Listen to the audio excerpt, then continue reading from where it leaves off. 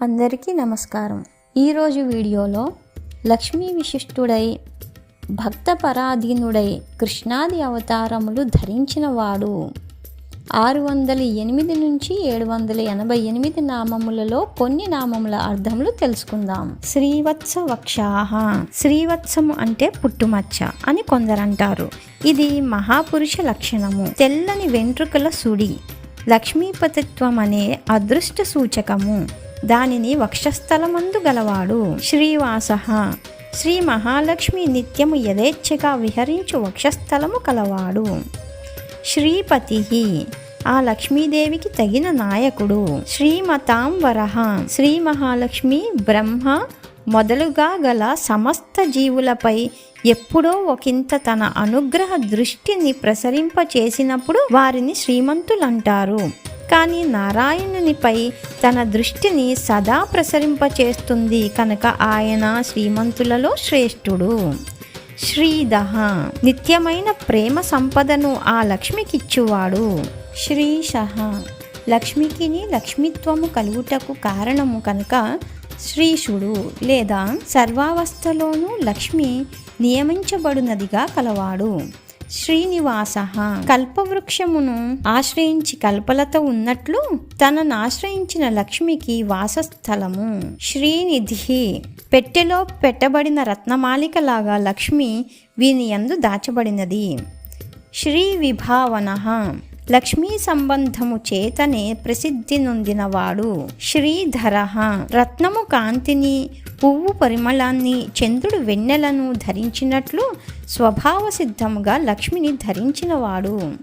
శ్రీకర, ప్రతి అవతారములోనూ తనకు తగినట్లు అంటే మనుష్య రూపం ఎత్తినప్పుడు మనుష్య రూపంలోనూ, దేవరూపం ఎత్తినప్పుడు దేవరూపంలోనూ లక్ష్మిని సదా ఉంచుకొనువాడు.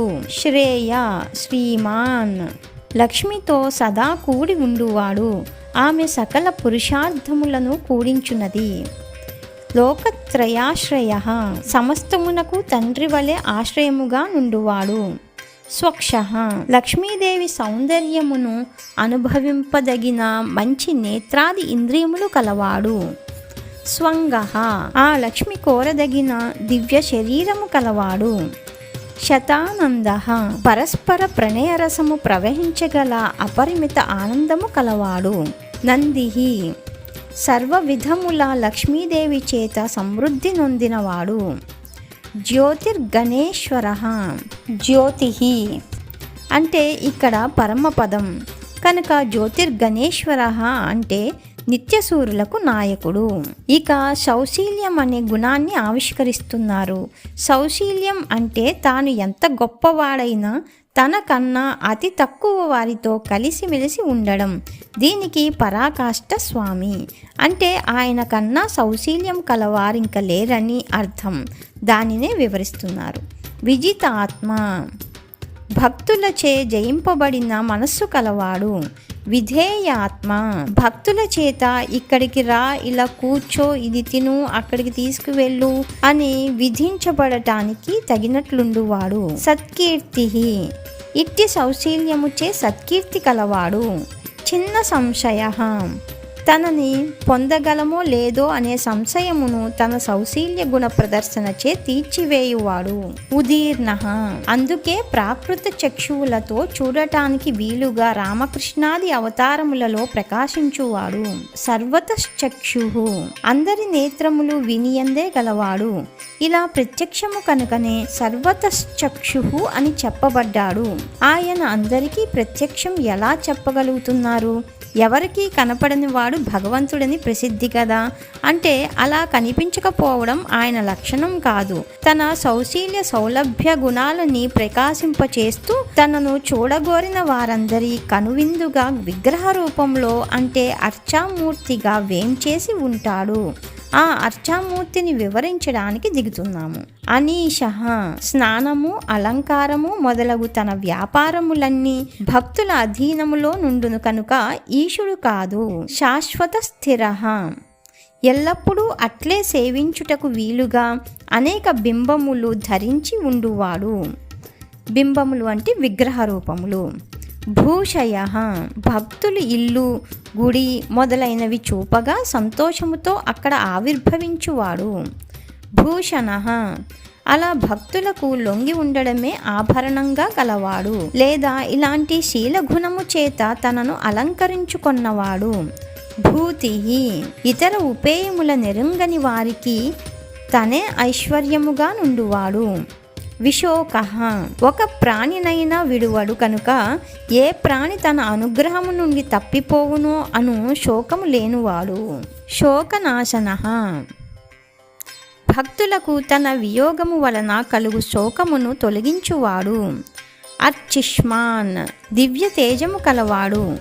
వారి బాహ్య అంతర నేత్రములు రెండూ తెరిపించగల దివ్య తేజస్సది. అర్చిత ఇంతటి ప్రకాశము గల అర్చావతారము గలవాడు.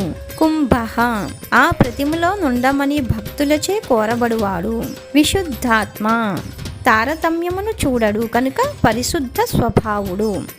విశోధన అతని క్షేత్రములందు మరణించిన వారలను శోధించి తనను పొందుటకు తగినట్లు చేసుకునివాడు.